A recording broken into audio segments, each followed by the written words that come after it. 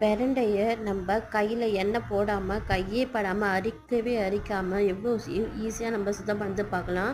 நம்மக்கிட்ட skin peeler இருக்குல்ல, நம்ம காய்கறிக்கெல்லாம் ஸ்கின் பீல் பண்ணுவோம்ல, அந்த மாதிரி அந்த பீலர் வச்சுக்கிட்டு அதனுடைய எல்லா கார்னருமே நம்ம அந்த ஸ்கின் பீலரை நம்ம எடுத்துக்கலாம். எடுத்தோம்னாக்கா அதனுடைய நரம்புகள் எல்லாமே போயிடும். அப்புறம் கத்தி வச்சு சின்ன சின்ன பீசஸாக உங்களால் முடிஞ்சாலும் சின்ன பீசஸாக கட் பண்ணிக்கோங்க. அதுலேருந்து நார்கள் எதுவுமே வராது. நார்கள் எல்லாமே அந்த பிரான்ச்சிலே பிரான்ச் கட்டிங்லே நின்றுடும். அப்படி இருந்துச்சுன்னா அதை மட்டும் கை வச்சு எடுத்துக்கோங்க.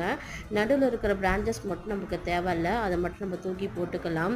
இந்த மாதிரி ஒரு ஐடியா தெரிஞ்சதுனாக்கா எவ்வளோ பிரண்டை இருந்தாலும் நம்ம நொடி பொழுதில் நம்ம கட் பண்ணிக்கலாம். கையில் சின்னதாக அரிப்பு இருக்காது, எந்த எரிச்சலும் இருக்காது. நம்ம கையை வைக்காமல் ஈஸியாக கட் பண்ணலாம்.